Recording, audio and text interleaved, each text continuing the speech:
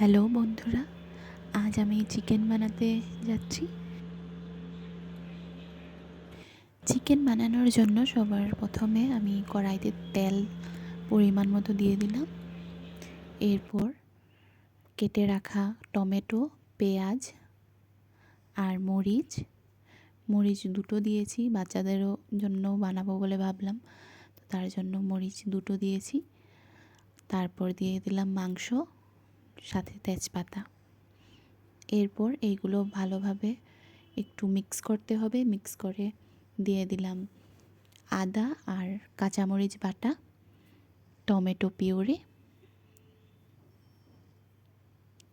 এবার এইগুলো ভালোভাবে মিক্স করব। মিক্স করে এর সাথে দিয়ে দেব হলুদ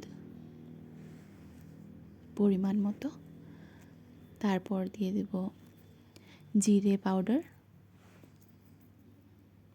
পরিমাণ মতো দেব। এরপর এগুলো ভালোভাবে মিক্স করে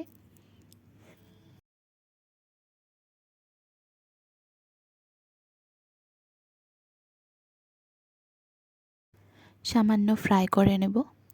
ফ্রাই করার পর সিদ্ধ হওয়ার জন্য সামান্য জল দিয়ে এটাকে ভালোভাবে আবার মিক্স করে ঢাকনা চাপা দিয়ে দেব। তারপর ঢাকনা উঠিয়ে মাঝে মাঝে দেখতে হবে। তারপর সাথে পরিমাণ মতো জলের জন্য যতটুকু ঝোল রাখা হবে ওটার জন্য পরিমাণ মতো লবণ অ্যাড করতে হবে।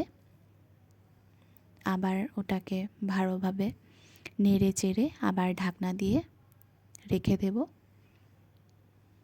কিছুক্ষণ পর